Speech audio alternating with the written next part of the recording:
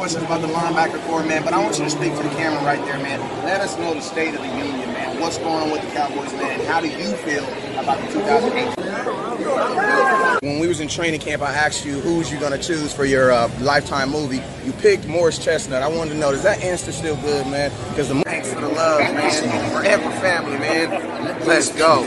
Dallas Cowboys scouting live from the draft. Here, all right. I got Rico, man, working with a classic, man. I need to know, man, real quick, where did that song come from? Dallas Cowboy scouting, man. How are you enjoying your rookie first camp? Your boy Tyson, the West Coast Cowboy from Dallas Cowboy scouting, man. How do you feel about continuing that legacy of Dallas Cowboy linebackers? West Coast Cowboy from Dallas Cowboy scouting, man. Shoot, man, you looking extra supreme, bro. What was that diet like in the off season, man? Because saying I can't cover, it's really no proof. So this year, that's what people gonna see. Absolutely, absolutely. And for those naysayers who say that he can't cover,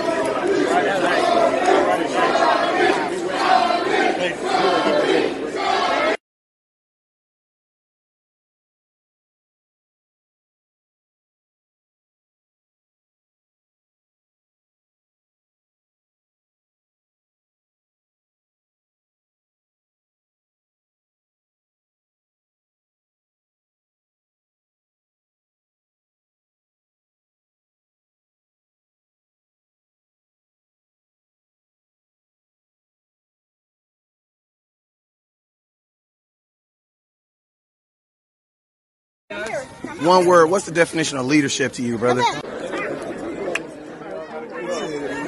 Tyson from Dallas Cowboy scouting, man. I see your game out here, man. You definitely bring. We have 4 quarterbacks out here. Boy, man, you were last year, man. You were #1 in the nation in the hitch route, man. I want to know, man. There he goes.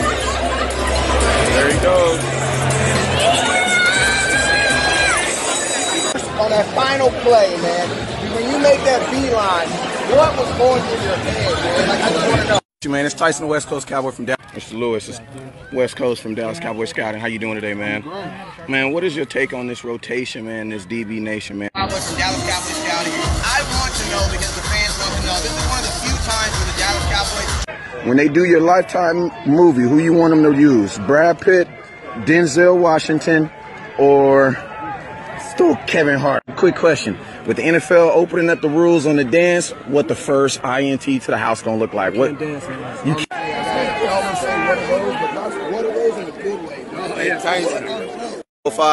Man, what we gotta do to get you back in that number 7 again? Never look down because the stars are up. How about those Cowboys?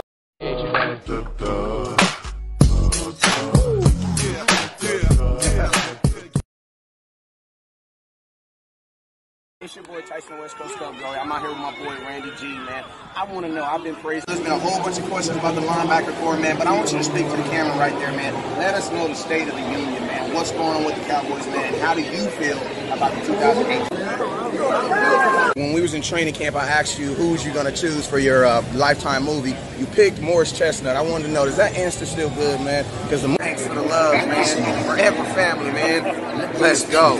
Dallas Cowboys scouting live from the draft. Here, all right. I got Rico, man, working with a classic, man. I need to know, man, real quick, where did that song come from? Dallas Cowboy scouting, man. How are you enjoying your rookie first camp? Your boy Tyson, the West Coast Cowboy from Dallas Cowboy scouting, man. How do you feel about continuing that legacy of Dallas Cowboy linebackers? West Coast Cowboy from Dallas Cowboy scouting, man. Shoot, man, you looking extra supreme, bro. What was that diet like in the off season, man? Because saying I can't cover, it's really no proof. So this year, that's what people gonna see. absolutely, absolutely. And for those naysayers who say that he can't cover.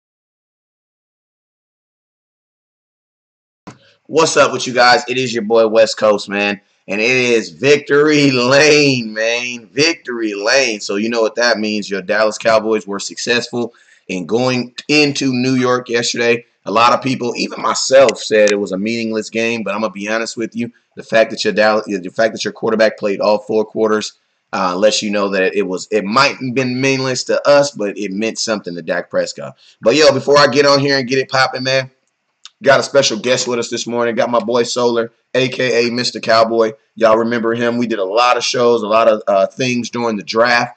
I thought, hey, man, he brought the energy. I love his excitement and stuff like that. So I was like, you know what? Let's get my boy Solar on here. Let's talk about some Cowboys this morning, man.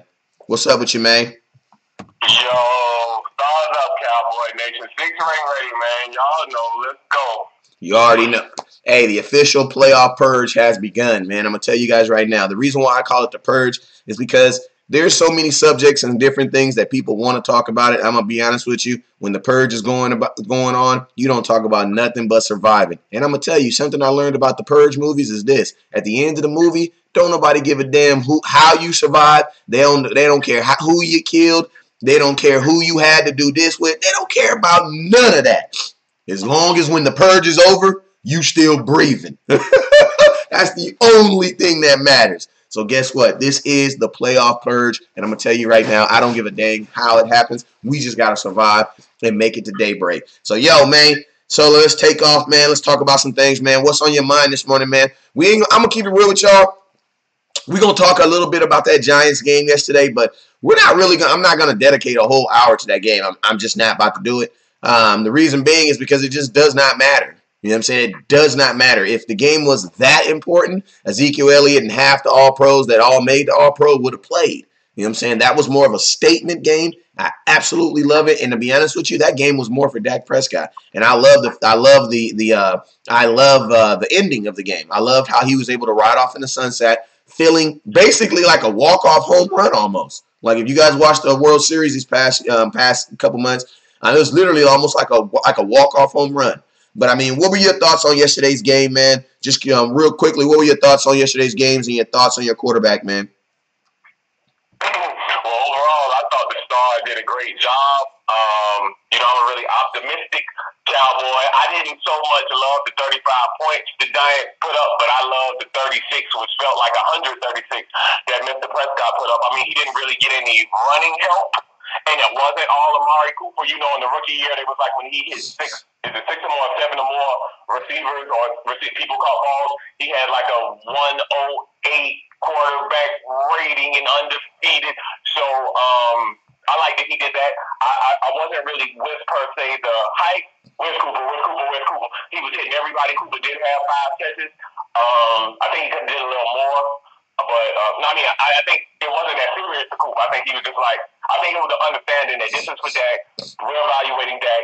Dak needs confidence. Dak needs his swag. We're on the way to Atlanta. He needs to be able to make passes. Everybody's like, hey, get that guy in the pocket. Hey, use his legs.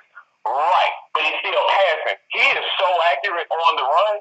It's unbelievable to me how he is not that from the pocket. Do I think he can do it and he will do it in playoffs? Of course I do. He just hasn't done it always. All the time when we see him on the run, he's accurate. I think the scrambling Dak will be an integral part because Beasley and the tight end seems to be intricate again like Beasley and Whitman was. If you go check the stats from when we played Seattle week 3, Beasley and the tight end, really had a good game. So in short, without saying a whole bunch more, with Dak specifically, I think he had a phenomenal game. I think he's been playing like an MVP candidate, not maybe a winner. 7 out of the last 8 games. I don't even really count the Colts game personally. Y'all can talk about it as much as y'all want to. But I think Dak had a phenomenal game to do that without Zach, without Tyron, without Zeke, to go keep scoring points. We don't put up points. Dak can't throw this. We don't score that amount, and we're going to have to do that in the playoffs. So I think it was indicative that he can do it and he will do it.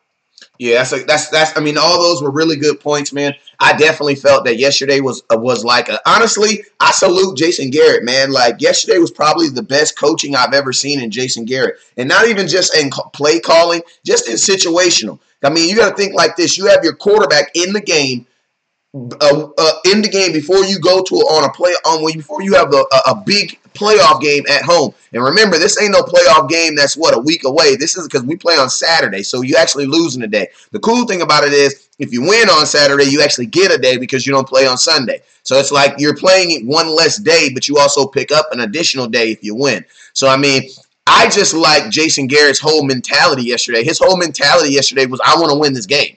Like, I'm going to do whatever, like the 4th and 1 call, that was a ridiculous call by Jason Garrett. I know Dak Prescott still went out there and executed, but you got to remember, all 3 of these guys were in the hot seat only, 4 months ago? Dak Prescott, you had your coalition of people that were saying Dak Prescott got to go. You had your coalition of people that saying Jason Garrett got to go. You had your coalition of people that were saying Scott Linehan got to go. Now, I'm going to be honest with you. All 3 of those guys combined yesterday put themselves a pretty damn good game. Obviously, this is something that I learned, too, about Dak Prescott and our defense.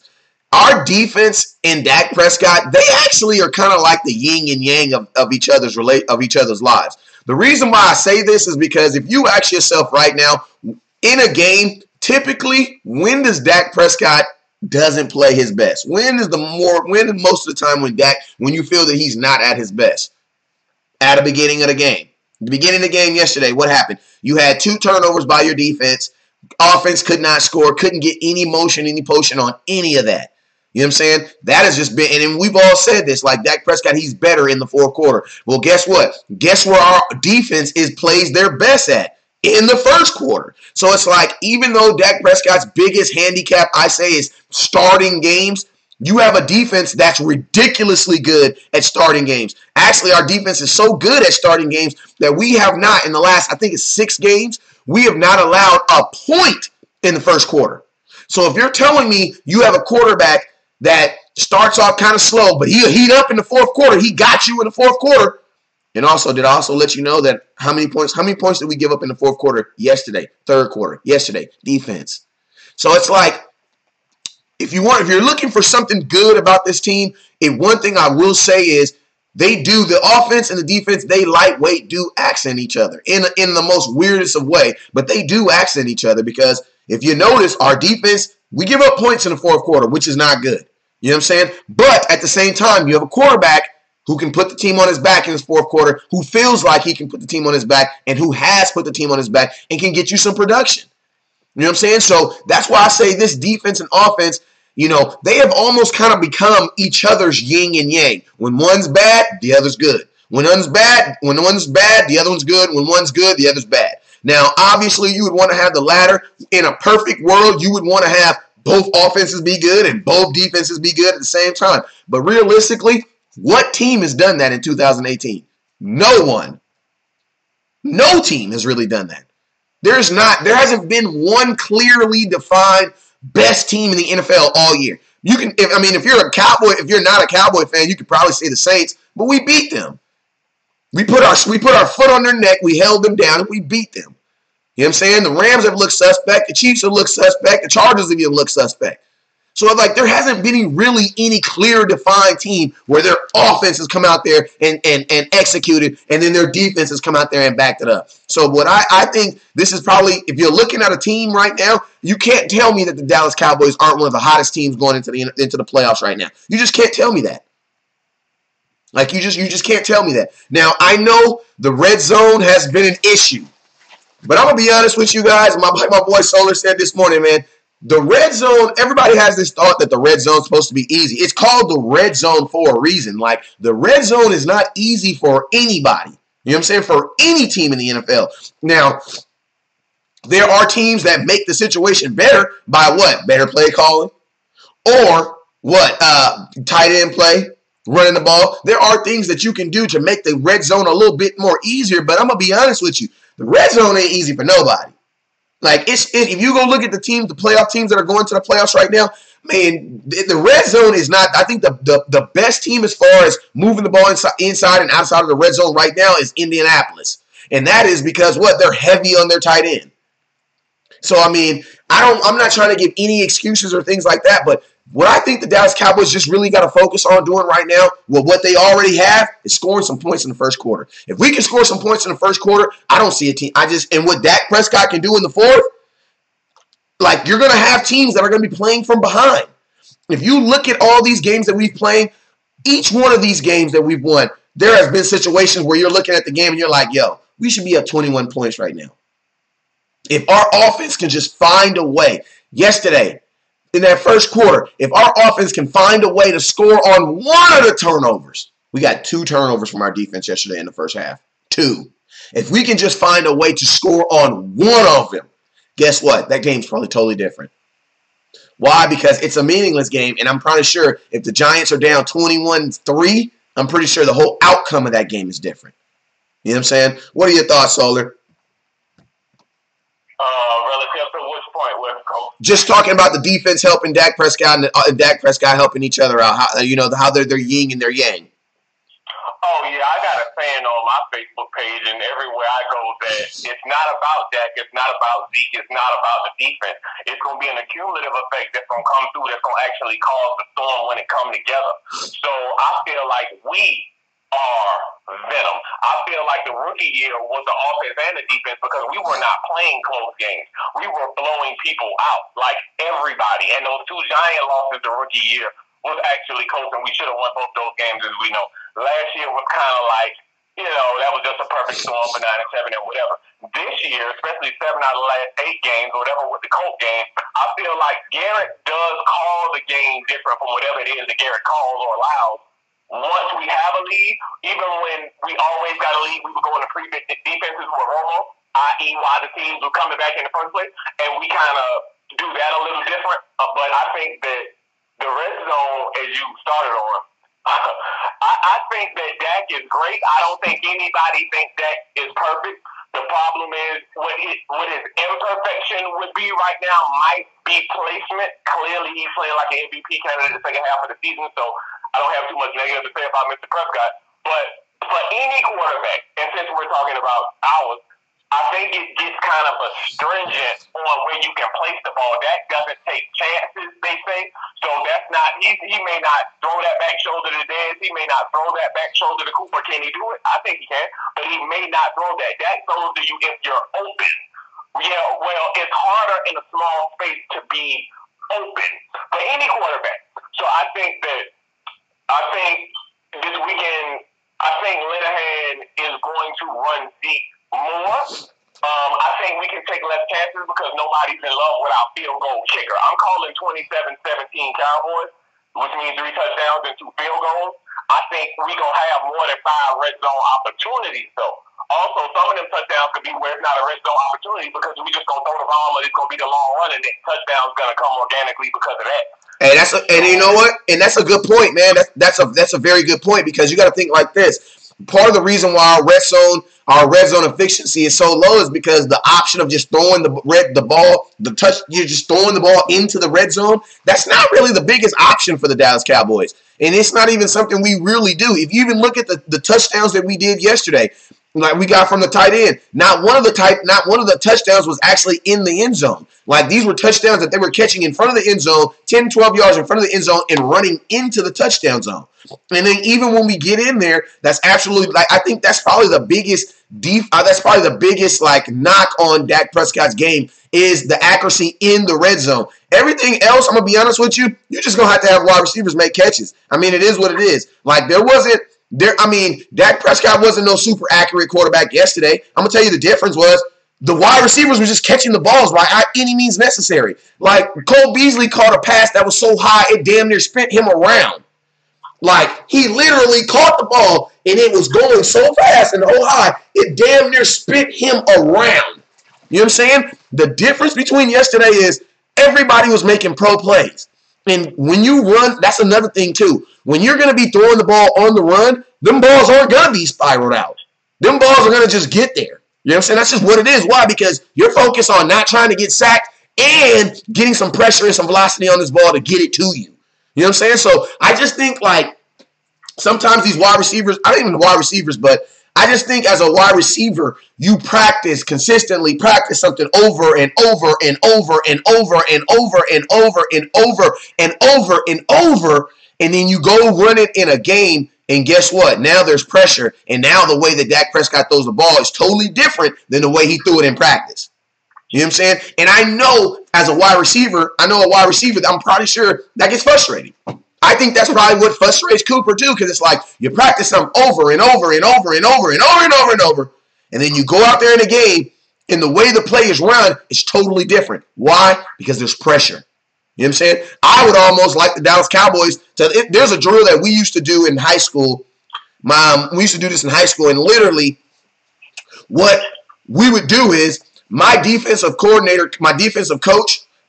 Well, it was an offensive based drill, but I was on defense, so they always used the defense to do the drill. But this is an offense based drill specifically for the offense. What they would do is they would create the holes naturally that are there for they would set off the 5 offensive linemen on the line, right? They would take one defensive lineman, right, and they would literally put him off sides. They would put him where he's dang near in front of the guard or right there in front of the center. So it's almost giving the effect that you got beat. You know what I'm saying? And what you would do is the coach would actually hike the ball and you would start the play from there. And what you're doing is you're simulating your offensive line getting beat and your quarterback having to get on that spot so that your wide receivers and that everybody else going down the field can do 2 things.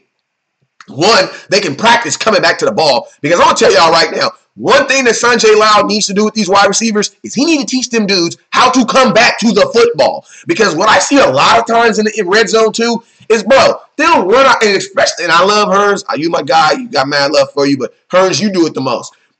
They will literally run into the end zone, run to the back of the end zone. Bro, why are you running to the back of the end zone? There's less space in the back of the end zone. There's that big old white line in the back of the end zone that you can't touch. If you guys are going to need, Dak Prescott needs more space. So you guys need to be working yourself midway through the end zone, like halfway in the middle of the end zone, then working your way back. For whatever reason, our wide receivers work their way toward the goalpost, which makes the area for Dak Prescott to throw smaller. Like way smaller. So what I'm suggesting to Sanjay this weekend and just in general is we need to work on comeback drills. Like work on drills where the play gets disrupted or where the offensive line gets beat. And the play goes from there, because that's what we're living in. Like it defeats us. It defeats there's no reason for us to be doing 7-on-7s or any of that crap that ain't got nothing to do with no pressure. I remember I had a coach. I always talk about him, Coach Dixon. Coach Dixon was 100% against 7-on-7s. Played for him 2 years, never did a 7-on-7. Got invited to tournaments all the time, never let us do it. He said, why? He said, because it don't benefit my quarterback.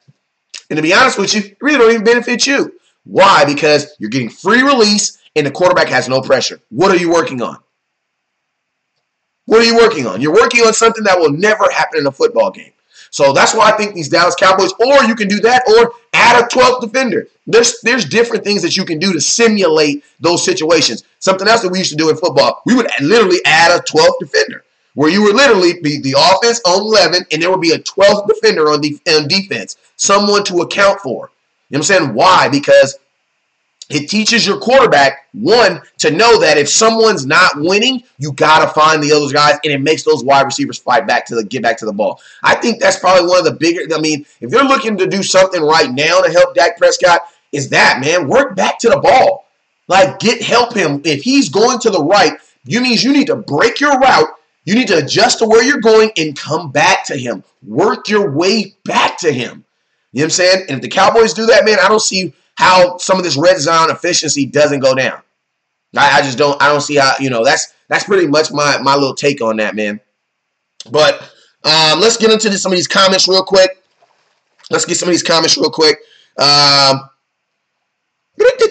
Elliot says, them boys are a different team from the first time we met with Seattle this year. They have no Earl Thomas now, and we added Amari Cooper in the defense. Damn, improved a lot. Go Cowboys. That's a good point, but one thing I will tell you about the Seattle Seahawks is they are a different team too. They are actually a running team, and they are actually the #1 running team in the NFL right now for the 2018 season. Even though we had the NFL rushing leader, they are the NFL's #1 rushing team. Their rusher, the Carson kid, he ended up 5th in rushing attempts this year. In rushing attempts and rushing yards with 1,151 yards and 9 touchdowns. Something also different about this Seattle team that they're not also doing either is they're not really putting, I mean, they have, but for the most part, they're more or less putting the game on the running attack than they are on Russell Wilson. Before, like last year, it was basically let Russell Wilson have a pro play, have a Hall of Fame play 1 or 2 times in a game, and then hope that he wins the game for us. But they're not doing that anymore. Like, they're not doing that anymore. Against Arizona, and I know it is Arizona, but you can only scout the teams they played. Arizona, they heavily ran the ball, ran Carson. The first 2 drives of the game, 4 running plays, they did 4 running plays, play action, 2 running plays, pass. So they basically came out in like 7 different types of running styles to run the ball and chose to run the ball. So don't just think that the Seattle Seahawks are going to try to get in this game and just try to ask Russell Wilson to put it on his back and win them a game, because they're not doing it like that anymore. They have definitely discovered a running game, and they're trying to use it, man. They're definitely trying to use it, man. What are some quick thoughts on Seattle, man, while we're on here, and I'm going to go through some more commercials. Some more comments. My thoughts on Seattle? Yes, sir. Again, 27-17 Cowboys. I don't think they can beat us. I do think we could beat ourselves. I think this week, like I told you earlier, I think this is really simplistic, but we could complicate it. If that comes out again, I don't like hike the ball. Where Cooper, I gotta force the ball. I don't want that. When Dak is able to hit who's open, I think we can score in the red zone, but I don't think it's gonna be if we run down the field, then they're expecting to run. The thing I don't like when people crucify Linehan is, do you want Linehan to run the ball? Run the ball. Well, we get stuff. Well, pass the ball. Well, that didn't work. But if it works, it's great. I can't even find a negative Garrett Linehan post on the internet right now. But if we had lost that game 35-34, everything's wrong with Garrett Linehan.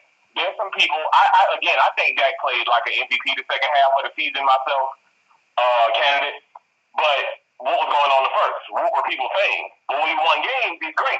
So I think that Seattle is going to come run the ball. I don't think this is Russell Wilson 27 for 35 for 350 yards. I think that's impossible against us at home, actually. Yep. So I think Russell will probably have honestly, I think he'll have under 200 yards. The thing about it is the Seattle Seahawks don't need Russell Wilson to go over 200 yards to win games anymore. They need the running game, because they're a running team now. Exactly. When they played us week 3, Carson, the gentleman ran the ball 33 times. Yep. They only got 3.2 yards per carry. So obviously, in retrospect, y'all remember, if Zeke don't step out of bounds on that, now Dak numbers were not great. I think they were 16 for 27. Why is that? But he hit those 2 receivers in the hands. They dropped it. Earl Thomas got picked. 1, Earl Thomas not playing. 2, I don't see receivers dropping balls per se, bouncing out their hands anymore. Gallup is better in the system and understanding it than he was then. Clearly, we all in love with the tight end, so let's just check that off right now. And Cooper's Cooper. I do think they're bracketing, doubling, tripling, quadruple, all 12. Everybody who lives in Seattle, Washington, going to be on Cooper. Which tells you Gallup's going to be open. Which tells you the tight end's going to be open. They have to blitz. Yep. Hey, absolutely. Give me 10 seconds. Go ahead. They don't have the personnel. They don't have the personnel to only rush 4 for 4 quarters. They have to blitz. What does that tell you? That's implementing a linebacker or 2. What does that tell you? Beasley's open in the middle of the field. Yep. And the tight end. And here's a question, and I'll be quiet. Is Dak just going to stand there and pocket pass, or is Dak going to run out so that tight end or Beasley can get open? If you leave Beasley in man coverage, there's going to be a snap of a Thanos finger on whoever that is that think he's guarding him in man coverage. So, hey man, that was phenomenal points, bro. That was phenomenal what you just said right now, because that's exactly that's actually the next point I was going to. Teams are going to understand, and teams understand what Amari Cooper can do. So Amari Cooper, I know there's people saying Amari Cooper's mad and stuff like that, but guess what? I want Amari Cooper to be mad. I want him to be mad that he's not involved in games that we win. I want him to be mad. That's what dogs do. Dogs do that. That's what dogs do. Dogs are not happy with winning. Dogs are happy when they're involved in the win. That's what a dog wants to be able to look on a stat sheet and be like, I did that. I helped I did my part, to get this win. So I love it. I love it. Just like people used to get all mad when T.O. want the ball too much. Why would you not want somebody on your team that don't want the ball? Like, this is football. This is hit someone, they fall down, they get back up, you hit them again. Like, this is a man sport. Why would you not want someone in a pressurized situation that wants the ball in their hands? Like, that's what you want. You know what I'm saying? That's what you're looking for. You know what I'm saying? So, I understand what Amari Cooper's probably going through right now because he wants to be more involved in the offense. Absolutely love it. Guess what? That is for the offensive coordinator, Scott Linehan, and not even Dak Prescott, because Dak Prescott's not calling the plays. But that is for the Scott Linehan to get him more involved. What I say the Cowboys need to do is they need to get Amari Cooper. They need, just like with a running back, get him the ball often. Get it to him early and get it to him often. Well, right. Go ahead. Okay, see, and here is a whole macro perspective. I'm not mad at Linehan if Linehan called a play, it's for Cooper, it leaves him open. However, this is the example. I'm not saying it's going to happen. Linehan will get beat instantaneously. When there's a guy in Dak's face, well, Cooper was supposed to get the ball. But the play, I'm a player execution guy. I don't have any problem with people who see the world through the paradigm of coaches me more than players. It just does it to me. But we got to execute. If the players execute, these great scouts and great diehard Cowboys here, you can call the game. With the quality of play, we got Cooper. He's awesome. Gallup's awesome. Beasley's awesome. Zeke's awesome. That's awesome. Nani awesome. Hold on. DeMarcus Lawrence is the best defensive end in the league. Byron Jones is the best cornerback in the league. Our linebacking core is the best linebacking core in the league. Not like a great one or like in the league. Now, if our offensive line, which is paramount for me personally, it's not Zeke and it's not Jack and it's not nothing. We know Dak is ice water in the fourth quarter. We know Dak gonna make the play if he got the time. It makes unequivocally no sense that Dak has been sacked the most or Deshaun Watson passed him again the second most in the NFL. That's not, come on, man. And even with that, Dak threw for 4,000 yards, 28 total touchdowns, 8 interceptions. Could Dak have been better? Yeah. I'm not here to go over imperfections of Mr. Prescott. I could speak on him. That's not the point. Who's perfect?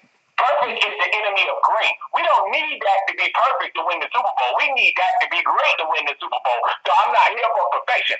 Are we going to be mad if he have a turnover? Hell yeah. Can you come back from the turnover? Be the question. Just like anything in life is not what you go through. It's the counteraction of once you go through it, how you bounce back. Go ahead. Absolutely. And that's one thing that I will say. One thing I will say, and that's why I say that this defense and this offense, they're like the yin and yang of each other because they complement each other very, very well because, Dak Prescott can't go out there and get turnovers back. But what he can do is he can execute. But this defense understands that. That's why I keep saying it is so uber important to put our defense on the field first. Put the defense on the field first. Why? Because then your offense gets to walk into momentum that they have not earned. Hey, I want to go over these stats from some stats real quick. Hey, I know there's other pages out there that are still talking about Dak Prescott contracts and all this other crap. I'm going to be honest with you. I could care less about any of that, man. And if anybody wants to debate me on West Coast, you was wrong about Dak, he's this, he's that, guess what? I will take all debates. I promise you I will schedule you 15 minutes and we can debate it. Hold on. Yeah.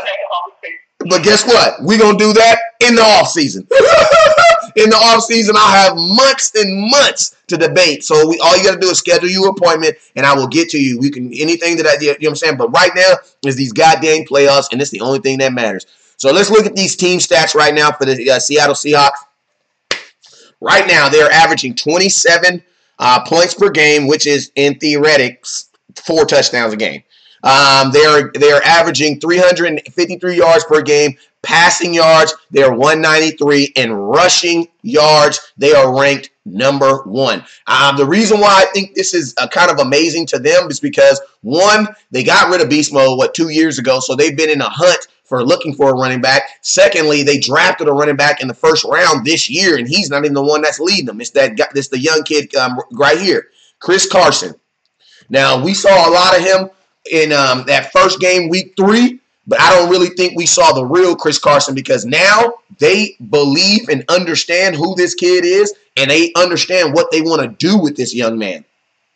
So let's look at his last. Let's look at his last couple games real quick. Look at these. This is his last 3 games. I don't want here on Dallas Cowboys Scouting. You're gonna be an educated fan, because I don't want nobody just believing we gonna do something just because they believe we gonna do it. You know what I'm saying? But I want you guys to see who we gonna be playing this week. So Carson, his last game against the Arizona Cardinals, he had 19 attempts, 122 yards. Arizona right now. Hey, shout out to my boy Star Breezy for getting me this information. My scout Breezy, shout out to him for shooting me this information. But Arizona's ranked. They were ranked the 32nd rushing defense. He put up 122 against them. Kansas City, they were ranked 27th ranked defense. He put 116 on them. And then San Francisco, they're ranked 14th. No, they're ranked 14th, and he put up 119. And in the game before that, because I always like to look at their last 4 games, he played the Vikings, who were 15th ranked, and he only got 90 yards against the Dallas Cowboys. So shout out my boy, shout out to Scout. You're not my boy, you my Scout. Shout out to my boy, shout out to Scout Breezy for this information. I appreciate you, brother. But another thing that I would like to also point out is this. With that, the Dallas Cowboys were ranked 5th. So if you really look at it, against some defenses, some teams that aren't really built to run, to stop the run, he gets his yards. But one thing that I will say that's more importantly than anything outside of just the yards itself is the attempts, man. 22 attempts, 27 attempts, 19 attempts. He had 26 attempts against the Vikings, and he had 33 attempts against the Dallas Cowboys the first time we played them. So, like I say, I want to reiterate this again. The Seattle Seahawks are a running team. They want to run the ball. Right now, Carson is also averaging 5.9 yards per carry, and he had 6.4 last week in his very last outing against the Arizona Cardinals. This is going to be the game that I watched. I watched that Cardinals game late last night. They're up. The first 4 plays of the game: run. They got a first down, and then they ran it again. They did not pass the ball until 5 plays into their offense. They didn't even pass the ball. Then they passed the ball. They did a play action. They got yards on it. They did a standard pass, and then they did a run. 3 runs back to back. 3 runs back to back. So this, as I say, this is a running team. The Seattle Seahawks are a running team. So this is one thing that I will say about a running team is, what do running teams do when you stop the run? You know what most of them do? They panic. And to be honest with you, I think the key to this game is going to this Seattle Seahawks game and the Dallas Cowboys advancing in the 2018 playoffs is going to be solely on how fast the Dallas Cowboys the Hot Boys can get the Seattle Seahawks to abandon the run. That is going to be the biggest thing, to see how long does it take for the Dallas Cowboys to get the Seattle Seahawks to abandon the run. Let's look. Go ahead. All right, he had 32 against us. He had against the Dallas Cowboys. He had 32 attempts for 102 yards in one touchdown. Yeah, we should have blew them out. The compound where you just ended at. I actually think it is the Hot Boys. I love the Hot Boys. That's a rotation. We're not going to get tired. So I don't know if I want to say more important in the polarity of it or not. But I think it's more the linebackers. I'm going to assume if Seattle runs that much, that you can run that much. So I know at the basic level, you know how to cover our front 4. Your problem is we've got the best linebacking core in football. Now, here's why I said core. Now here's Sean Lee. Now here's the experience they don't have. Now here's the highest football Q in the NFL of any non-quarterback, and that's not really a discussion for me. So it's like, now I can diagnose your play. Sean knows how to get. He don't have to cover space. All he got to do is come up. Because I don't really see Carson that much running 50 yards to the sideline. That's smash mouth, hit you in your face. Here I come up the middle and deal with it. Okay, that's Sean Lee right there. So, and we got Joe Thomas playing. So we've got a rotation. So when you run 33 times to get us tired, we're the wrong team for that. I think you just said we're fifth against the run. So, personally, good luck with that. You know what I mean? I'm more so concerned with Russell Wilson breaking a run or breaking a play or running than this guy running for 150 on us. But I don't think Russell Wilson will run for 150. It's that other key stat. What do we do against Seattle on third down? What does Russell Wilson, who is a elite franchise quarterback, y'all, he will make a play or two or three. That is impossible for it not to happen. So, but if the focus is taking this runaway, we have done to people all year, whatever with the Colt game, we have done to people all year. Jalen will be on 1,000, Vanderbilt will be on 1,000, and Sean Lee is a professor, and he already knows what's going on. I think we can stop that run. I think that to win this game, Carson would have to get 150 yards, assuming we are doing what we are supposed to do. Well, think about this. You ran, by the way, brother. I don't know how you might want to go back through them or look at the macro perspective of the season, but we all know on this live, Seattle is not the same team away from Seattle, Washington as they are at home. That's a good point. Hey, just to end this this point on Carson, I want you guys to think about this. Some other teams that play some pretty good defense. Carolina Panthers, he had 16 attempts for 55 yards. Chicago Bears, he had 6 attempts for 24 yards. Chargers 8 for 8. He didn't play the Ravens, but I mean, I would have liked them to play the Ravens because they're another legitimate running team too. That are built like us, but I mean, this is definitely a running attack that the Dallas Cowboys can. I mean, this is definitely a running attack that I think the Dallas Cowboys can match up against. And like I said, man, if the Dallas Cowboys are able to stop this, stop this run and keep this run at bay, then what I'm gonna see, what I feel is the Seattle Seahawks are gonna go back to old school Russell Wilson out there trying to backyard football when he out there trying to just willy-nilly make plays and do whatever he got to do. And guess what? That's gonna happen. Our defense, as optimistic as they are, y'all remember Cam Newton in the Super Bowl? What is that? 2015 when he ran up against them linebackers. The worst thing that a running quarterback wants to do is run up against a defense that has explosive linebackers who can run with y'all. Y'all saw what happened to Cam Newton.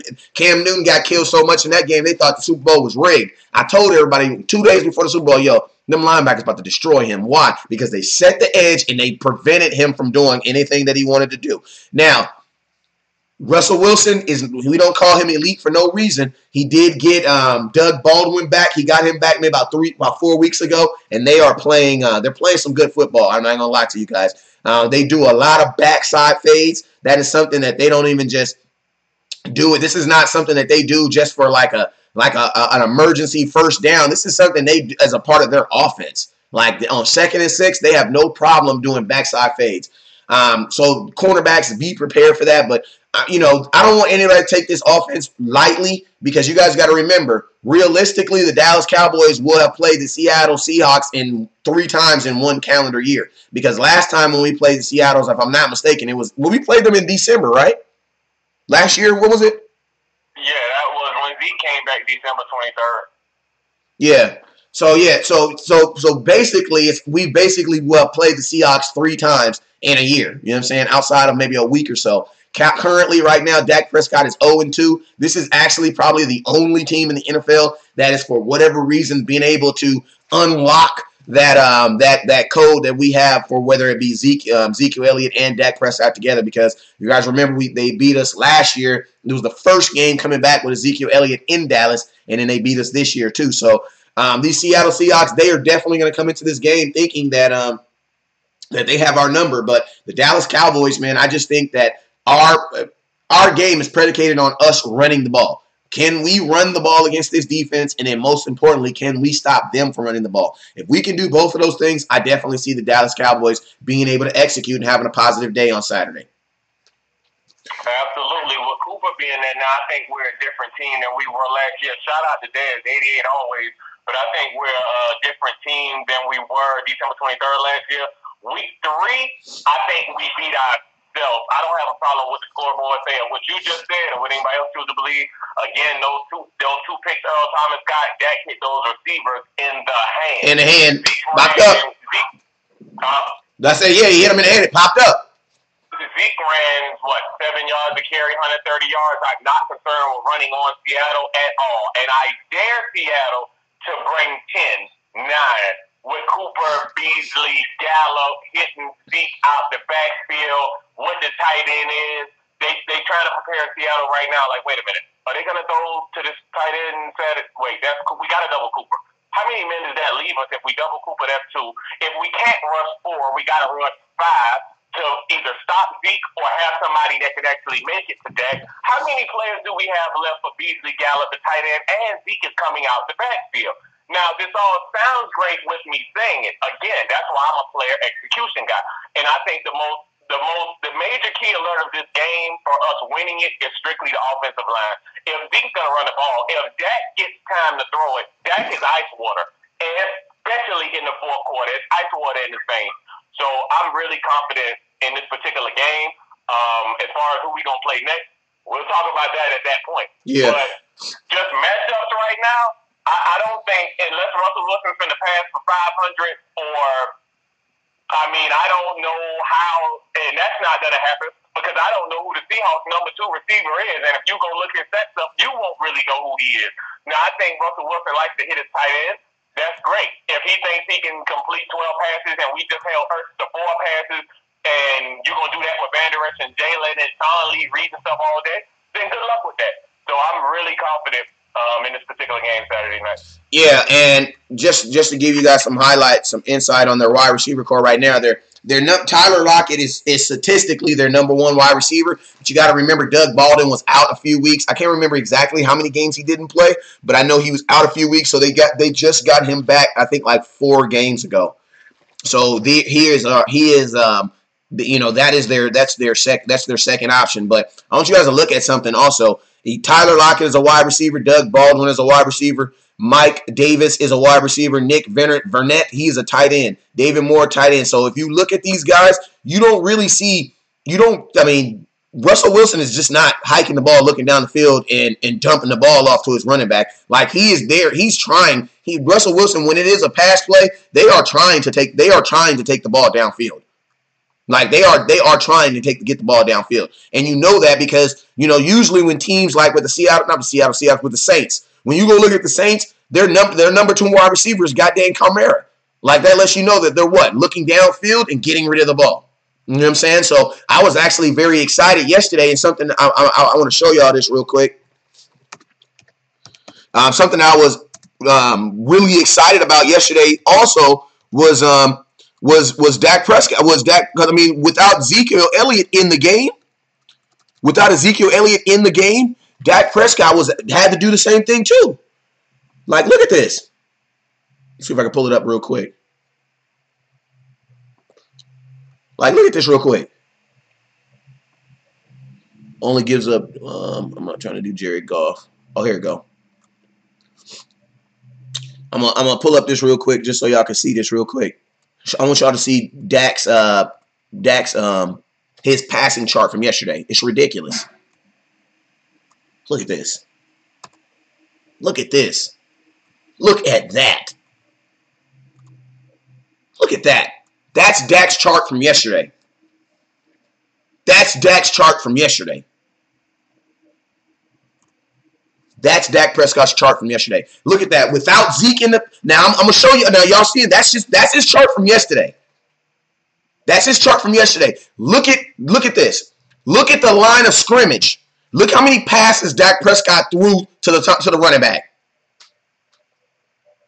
Look how many passes he threw to the running back. 4, maybe 5 with that one at the line of scrimmage. 5 total attempts behind the line of scrimmage. 5. Now, look at last week. Look at last week. Look at the difference. Look at now. Zeke played last week. Look at this. 1, 2, 3, 4, 5, 6, 7, 8. That's last week. Look at week 15. 1, 2, 3, 4, 5, 6, 7. Might as well go 8. Look at week 14. 1, 2, 3, 4, 5, 6, 7, 8. When Ezekiel Elliott is on the field, like this is, I don't want to say this is a bad thing or a good thing, but it's just something I noticed. Dak Prescott, I think someone in his ear or just something in his head said, bruh, let it go. Let it rip. This is the Dak you want right here. Look at this. Taking shots, taking opportunities. I also think people are saying that, Zeke not being there helped Dak Prescott, but honestly, it also helped Scott Linehan because Scott Linehan knew he couldn't just run no crap play. Like, you had to actually create something to happen. Why? Because you couldn't just throw a ball to Zeke and just hope he misses a tackle and then just get you 9 yards. Like, I think some of our offensive calling just be literally just a hope and a prayer. Like, it literally, I think some of it just be a hope and a prayer. Like, let's get the ball to Zeke and let's hope that he can do something. But guess what? Yesterday, when Zeke was not present in the game, you had to. You had to take shots down the field. Why? Because what you were saying earlier, Solar, the running game wasn't working. Well, it wasn't working. Go ahead, Solar. Like Solar was saying, I just went on ESPN in my phone, top run defenses. Seattle's ranked 13th. Seattle gives up 4.9 yards per carry. Seattle obviously is better at home at anything than on the road, and they are ranked 13th in total in run defense, and they give up 4.9 yards per carry. The thing about that, we would like to think we know what we're about to get from Zeke throughout the entire playoffs all the way to the Super Bowl. We know what we're going to get from Zeke. We want to hope we know what we're going to get from the defense. But Dak to do that yesterday, I and y'all have not seen Dak, i.e. rookie year Dak, i.e. him on the run, throwing passes down the field on the run that many times because Zeke wasn't there. So he knew mentally, I got to move. Yep. Okay? Now, that's oh my God, that's a good point. That's a good point. He adjusted. Right. So next week, I think he knows he's going to get blitzed. Like, that's not a secret. Zeke is playing again. You have to bring pressure whether you think you're going to sack Dak or not because Zeke is there. So the players are going to be up front in front of Dak regardless because Zeke is there. So he knows that, plus we have Zeke as a blocker, which is better than any blocking running back in the league. So he will be able to get off those passes next week. He knows how to use his weapons. He believes it. I wanted our starters. You can go check my Facebook before the game and all week. I wanted our starters to play, whatever with Zach and Tyron and Zeke, whatever. But I wanted our starters to play. I wanted Dak to play the whole game. I said into the third quarter, just kind of drinking the Kool-Aid, everybody saying he's not supposed to play. He didn't need to sit down. I remember the Green Bay game 2 years ago. Am I saying we lost it because we took time off 2 years ago in the playoff game? I really wouldn't know that. But let's eliminate that from even happening because we know what we're going to get from Zeke. So I think Dak was phenomenal. I think he's going to be able to carry that momentum, which is a real thing. And however they come set up, I think we'll be prepared for it, and Dak will be able to believe he can do it. The first step for anybody accomplishing anything on this earth is to first believe that you can do it. Yep. And he knows he can hit Cooper, and he knows he can hit other players, and he believes in that particular tight end now. Now, as far as if the line going to hold up, or if he can sack the most in the NFL, is he going to hold up?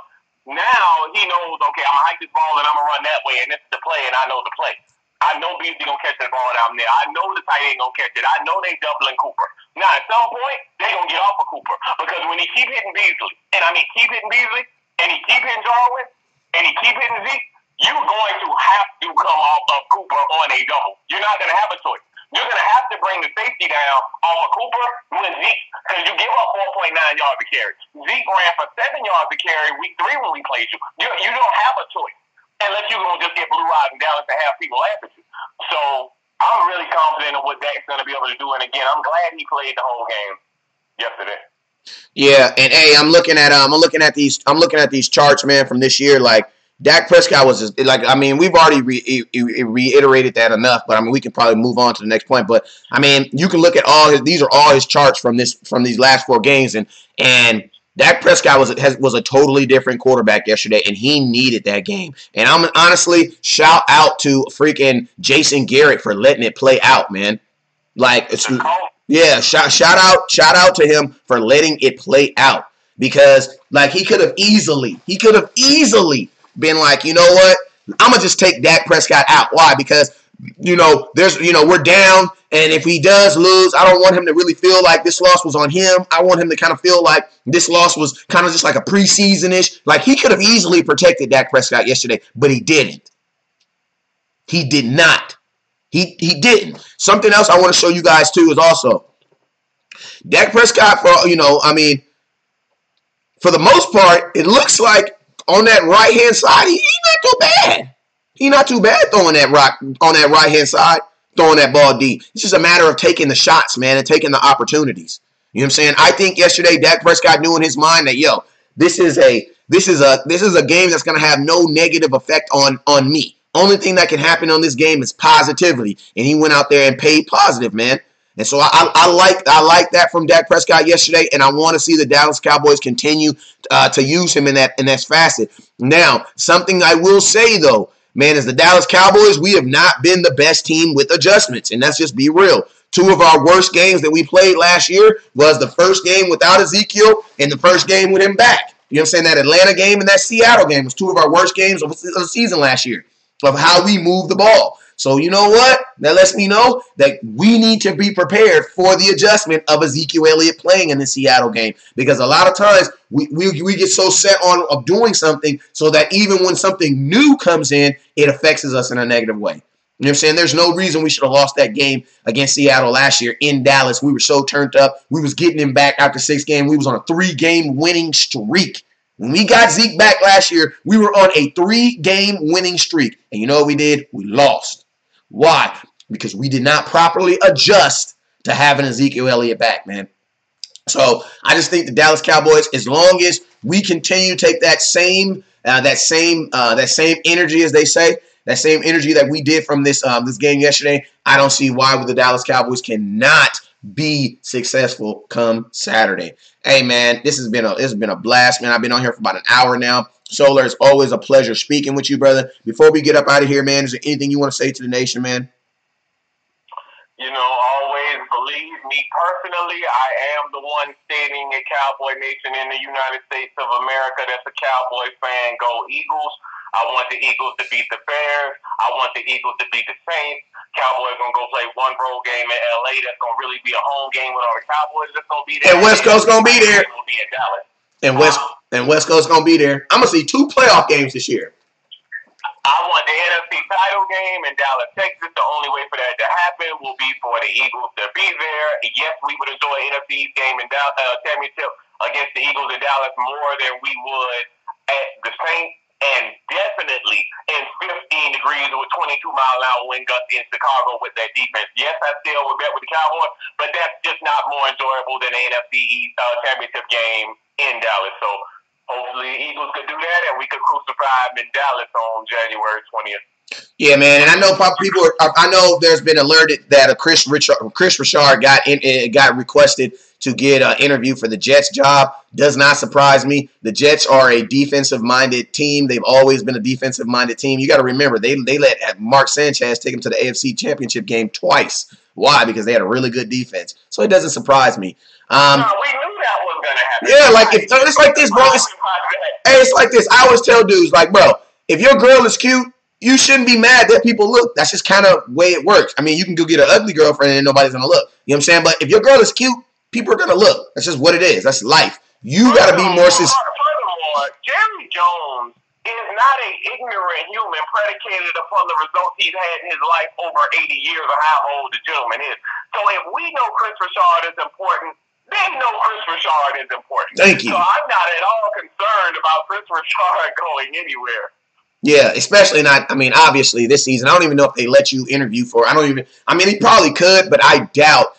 Chris Richard would not go into an interview while he's in the middle of a playoff run. I don't even think that's because his season is not technically over. So I don't even think that would be possible. But I do know because of the Rooney Rule, and the NFL wants to make sure that there are enough minority coaches. That means Black, Asian, Hispanic. You know what I'm saying? They want to make sure that they are getting the same opportunities. And Chris Richard is an Afro-American. So with that, there is going to be more heightened attention around him. Why? Because the NFL wants to make sure that minorities are getting the same opportunities as others. I'm going to be honest with you. I'm more, I mean, don't get me wrong, I'm all for it. But at the same time, if I go to the doctor, I don't want a blue doctor. I want the best doctor. So, I mean, that's just my take on it. But I understand why that has to happen. Why? Because situations still happen. So that for me, assuming we beat Seattle and assuming we would then beat the Rams, Saints, what have you, and I'm not firing Garrett. Hell no. Jerry Jones is not firing Garrett. Three winning seasons in a row. Absolutely not. Three winning seasons in a row. Anywhere, and I don't want another coach, but would I fire Garrett to keep Chris Richard? Absolutely not. Considering we win, 10 playoff games. And think about this. And Solar, think about this. Think about this, Solar. You watched the game yesterday. When we were in on that third down, Jerry Jones was standing up going into that fourth down play to go for it. Jerry Jones was standing up. The camera kept on flashing to him.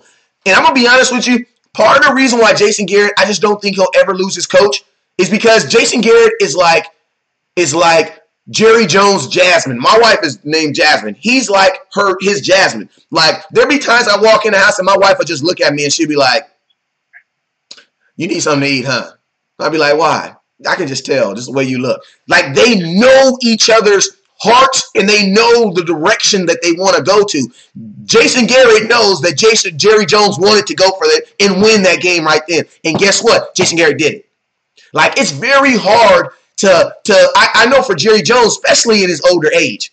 In your older age, that's the last thing you try to do. I ain't gonna say what my father-in-law say all the time, but he say anytime my mother-in-law be tripping, he say, "Hey man, she's been married 27 years. I ain't starting over." He said. With me, I don't feel like I'm not saying you're doing anything wrong. I think the world of your mind, West Coast, but I don't think I have to make a case to defend Garrett. I understand what Cowboy Nation. 3 winning seasons in a row. Huh? 3 winning seasons in a row, 2 NFC championships in 3 years. No. The whole career. First of all, when Romo was playing, Linehan and Garrett wasn't calling anything. So he didn't per se have, I'm not blaming Romo or I'm just saying what was going on. That was Romo. If you look at Garrett, first of all, Garrett is not under 500 or close overall, first of all. Second of all, when any coach loses their starting quarterback, I don't care about Philly 1 year. I don't care about New England 1 year. And how many people right now have, I don't know, $50 million, $100 million, or whatever? Well, some of them could have hit the lottery. How many? I don't know. How many millionaires is it? I don't know. 10 million. How many of them from the lottery? I don't know. 300. Now, I can go my whole life hoping to hit the lottery, but I might just need to get a plan based on a job. So further, or a business or what have you. So further, I might get it left to me if somebody died. Am I really going to wait on that? What that means is 99% of the time, when Romo go down, that's going to be a problem. When anybody loses their starting quarterback, if Dak went down game 1 next year, and Garrett went 4-12, it's not Garrett. I wouldn't care if it happened to Brady. I don't care if it happened to who it happened to. Garrett wins games, leads us to win games. When he has a starting quarterback. I don't want to go back into the Romo thing in retrospect and whatever. Romo was playing cool. That was kind of Romo. The defenses were not there. End of discussion. This is not about Romo. When we have a starting quarterback, we're winning games. End of discussion. You cannot blame no one. You cannot blame Garrett, Linehan, the water boy at the Star, whatever, for losses. Now, let's say you can. But if the wins come, you then have to give them the credit for the win. You can't crucify Jerry for XYZ week 1, but then the wins come, but it ain't got nothing to do with him. If you're a part of the problem, you're a part of the solution, or you were never the problem in the first place. So, and that's a good point. And think about this. When you try to fire Jason Garrett, he's gonna say, "Well, in 2014, I had my quarterback. What did I do? I won the NFC East for you, and we got robbed." 2000 and guess what? Dez caught it. 2015, my quarterback went down. I didn't have a quarterback. Matter of fact, I had 4 quarterbacks. Okay, 2016, you got me a quarterback. What happened? I won you the NFC East again. I lost in the first round of the playoffs. Okay, Aaron Rodgers. Okay, it happens. Next year, the start, Zeke gets suspended. We still don't even get put out the playoffs until week 15. All right, hold up. No. Tyron goes down. Lee goes down. Irvin goes down. What's going on at wide receiver? People talking in the media like it was can I kneel? Can I not kneel? What's going on? The distractions. The NFL doing us. We don't get a play call or holding for 11 games. And think about this. Despite all that, Dallas Cowboys started off 3-5, and the team never quit on them. So I'm gonna be honest with you. Jason Garrett is gonna get extended 100. I think Jason Garrett. Keep it real. I honestly think Jason Garrett will probably get extended 100. You want to know why? Because he only has 1 more year of his deal. 2019 is his last year. So I mean, he's gonna get extended. It's the same thing with that. At this point, it is not a question. Do you extend that Prescott? How much? For me, it is not a matter of do you extend Garrett. How long? How much? That's my quarterback. That's my coach. They both got a star on. So, I mean, I'm hyped Saturday. And we going to win. And we going to win the next one. You can't get rid of coach. You can't get rid of that. Yeah. And if somebody say, who you going to replace Dak with, and ask me that, guess what my answer is? Man, I don't know. Ain't no replacement for Dak. Well, who you going to replace Garrett with? Are you absolutely sure that Bill Belichick, whoever the next coach is, if you can replace Garrett or Belichick, sign the paper? But I don't date one Bill Belichick. And well, think about this too. How many times did Tom Brady go down? Like how many times did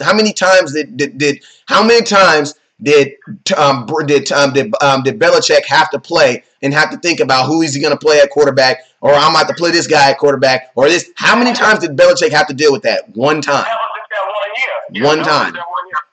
Sean Payton. How many times did Sean Payton have to deal with it? I don't even think Drew Brees has ever been out for an entire season, but I did know up to 2 years ago they were 7-9 3 years in a row. Everybody thinks like the Saints been winning. Like I had to tell a Saints fan, like, shut up, bro. Like y'all literally just figured it out 2 years ago.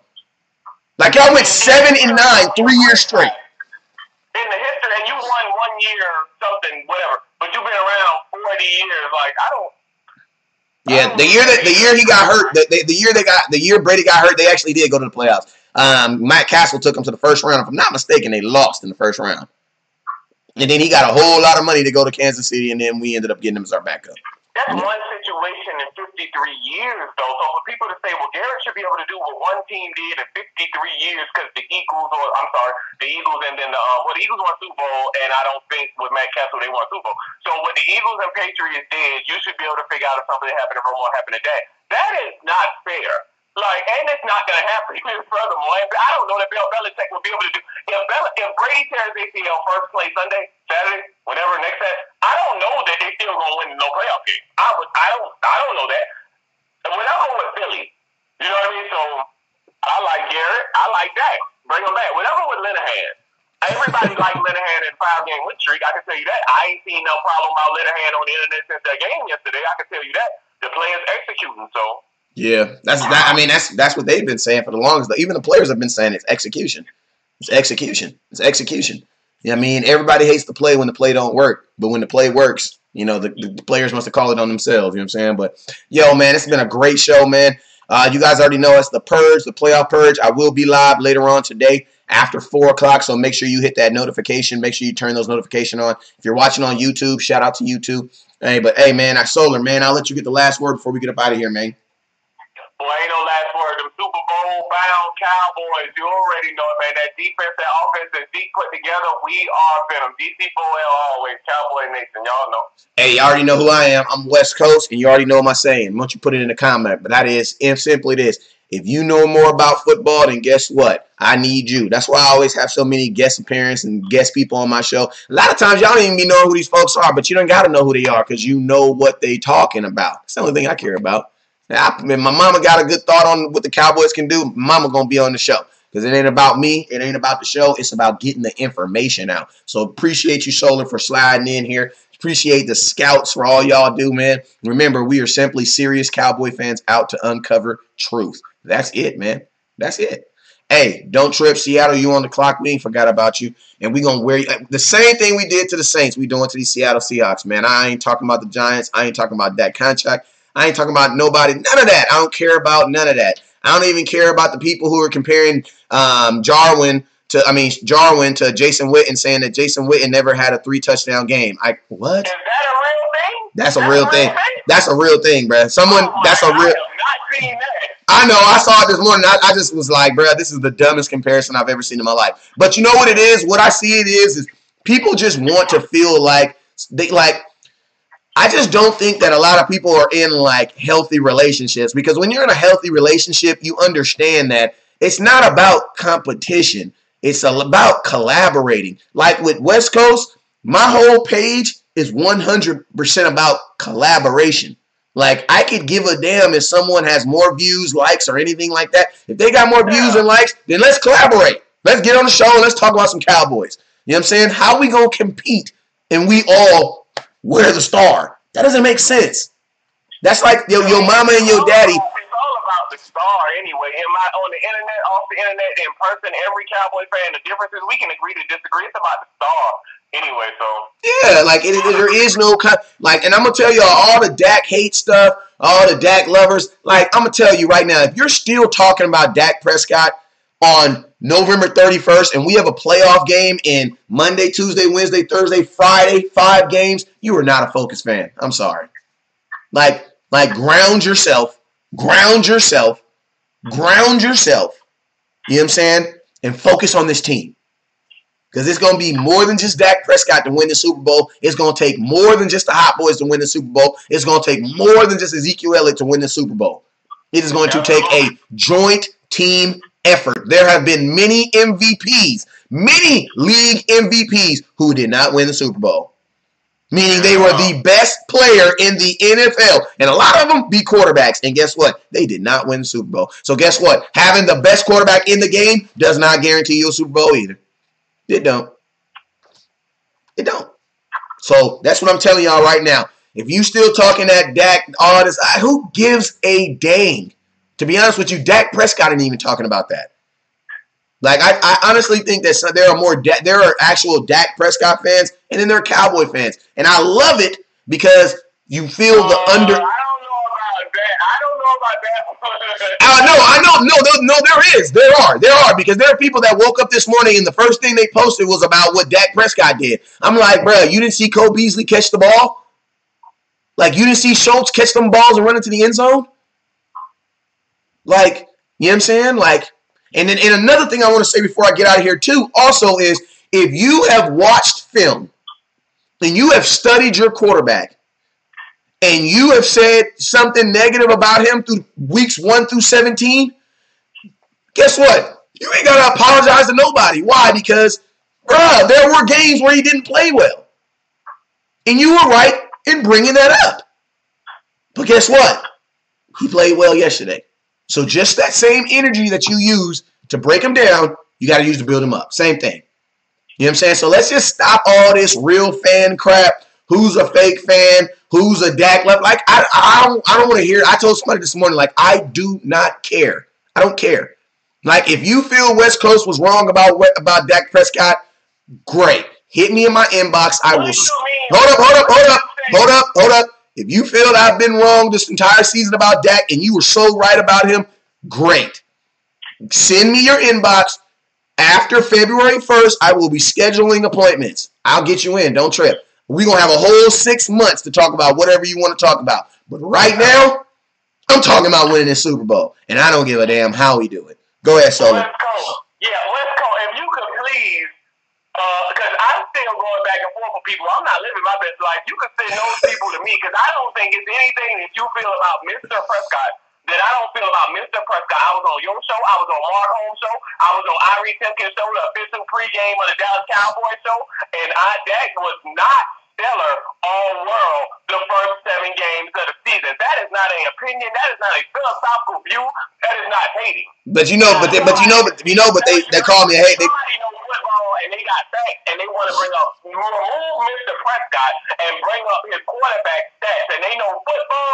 I heard what you said. Now, it's one thing to disrespect a Cowboy, but get Dak Prescott Prescott any Cowboy. Because everybody with the star on, you shouldn't disrespect any of them. I never heard you disrespecting, but he was not playing great the first 7 games of the year. I told you the second half of the season, Dak should be an MVP candidate. I will also tell you, I think Dak's going to be Super Bowl MVP this year. If you listen to me on any of these shows throughout America, I've been on the first 7 weeks. That wasn't MVP. Maybe one day he could have won 24 Super Bowl, but he wasn't playing like it. Now, there's a respectful way and a disrespectful way for me to ask you for ketchup. So as long as nobody disrespects. Now, by the way, when the same Dak Prescott, I don't know who these people are. I don't really hear much of the disrespect about Dak or whatever. Like, listen, I saw some people that when Jerry said there will be no kneeling in Dallas, and Dak said, hey, I choose not to do it for those 2 minutes, but I do a lot of other things. Some particular people that right now say they quote-unquote team Dak Prescott in the United States of America that were saying all type of things about him when he said he would choose not to kneel. And he was this boy and that boy and lame and act white and he not real, all of that. But now with Team Prescott, guess what? All Cowboys should be respected, including Dak Prescott. All Cowboy fans should be respected by other Cowboy fans. And my thing, and then another thing, I'm gonna tell you like this. Can I talk about how good of a student my daughter is while not saying the negative things that my son may do? Yes. Basically meaning is you don't have to lift up Dak Prescott while putting down someone else. And I feel like people do that. It's kind of like a better example. LeBron James. People can't talk about LeBron James without saying he's not better than this person. He's not better than that person. He's not better than... Who cares? He is the best in his time at what he's doing. My thing is this. When you identify Dak Prescott, look at him for what he is doing for the Dallas Cowboys in 2018 and what Tony Romo did for the Dallas Cowboys in 2014 are 2 different worlds. They're 2 different worlds. 2 different worlds. I just want to be able to see people appreciate Dak for what he's done and not for what he's done better than this person or what he's done better than that person. Like, it doesn't matter. If my daughter fails her test, I could give a dang about how the other kids did in the class. I don't care. Like, I'm one of those selfish parents that when my kids mess up, I could care less how good the other kids did. I don't care. I just don't care. Why? Because I'm only responsible for that kid. So I don't care if Tony Romo started off fast or if he started off slow. It does not matter. And also, someone else's failures or wins are not going to dictate mine. That's not how it works. You have to go out there and make your own road. You know what I'm saying? So that's what I'm saying. Like, yo, stop with all this comparison, man, because it's just like everything that I hear is just reaching. Like, okay, like even with this morning with the one when I saw with the tight end with Jason Witten, the person who made that, I don't care about the person who shared it. I'm just saying the person who made it. What was your motives? Were you literally trying to say that this tight end is better than Jason Witten? Were you trying to say that? Because if you are, I'm going to tell you on air. Slap yourself. You have no clue about football. None. None so whatsoever. None. I'm sure no one. That's the stuff that gets me. I'm sure no one would say that. No one would say yeah, that. but I'm asking, why would that even be made? Like, and another thing because I can give you guys a comparison that nobody talks about this. Guess what? Joe Looney, in the last 3 years, he got 2 divisional championships. Why don't nobody bring that up? Joe Looney got 2 division championships. Joe Looney has 3 winning seasons. You want to know why? Because it's not relevant. Who cares? So does Anthony Brown. Anthony Brown got 2 divisional champions. Why is it more important when you say that Dak has it, though? Why is that stat more important? Because it's now on Dak. Why is the stat less important when I say Joe Looney or when I say Anthony Brown? Why is that stat less important? Why does it then not matter? Why? Because you're the one who's dictating if the stat's important or not. Why? Because you're trying to prove your argument. All that crap needs to go. It needs to go. And I'm going to be honest with you. I'm just being flat out rude with people. Yo, bro, I don't want to talk about that. Why? Because Seattle Seahawks is the #1 rushing team in the NFL, and we played them 5 days. That's why. That's why. That's why. I'm going to be honest with you. I don't think the Seattle Seahawks are talking about if they're going to pay their quarterback. I don't think the Seattle Seahawks are talking about if this did. I don't think they're talking about that. I don't think any team is talking about that. I don't think anybody's talking. And guess what? I'm going to tell you who's in the biggest quarterback conundrum more than anybody.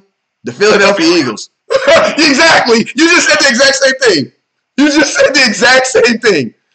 Hey, for Starbreeze, that's not a fact because the center kind of touches the ball all the time. You can say Travis Frederick. You know what I'm saying? But like I said, people are going to make excuses for what they want to believe. But honestly, at the end of the day, I'm not the person to talk about that because I don't want to talk about it.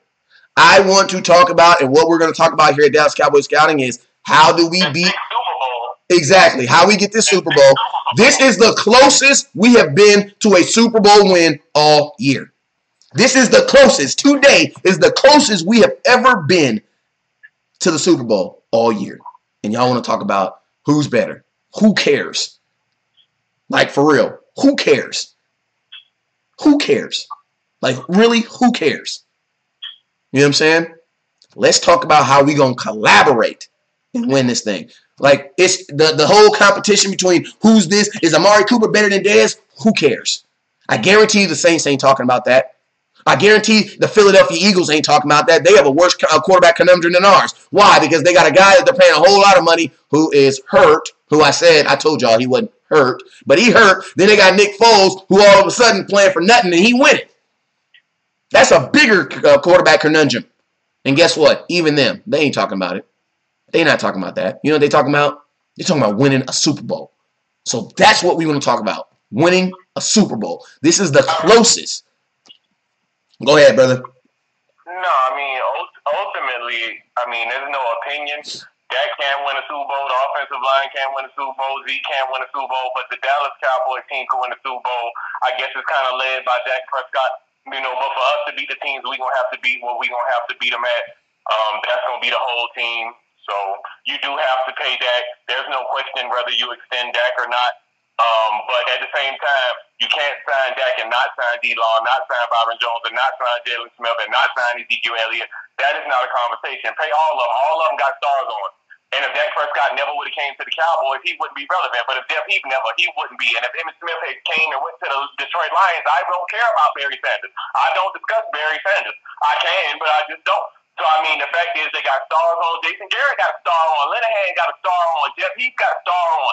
Zeke got a star on. Tyron Smith got a star on. So, yeah. Absolutely, man. So let's just stop the hate, man. Stop the mindset, man. It needs to be all positively going through it, going forward. While we got 5 days before we got to go on and take these Seattle Seahawks, and we need to be going in the right direction. I got a couple scouts talking before I get out of here.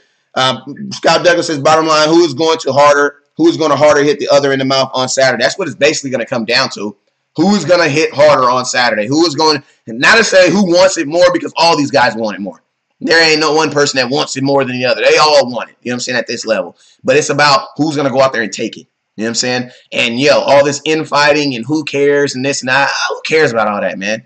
Who absolutely cares about all that? Let's just focus on the Seahawks and getting past these Seahawks and doing what we got to do. We got to beat them by 1 point. I don't care. Let's just beat them. Hey, man, you already know what it is, man. I'm Tyson, the West Coast Cowboy. I'm out of here. Never look down because the star is up. Peace.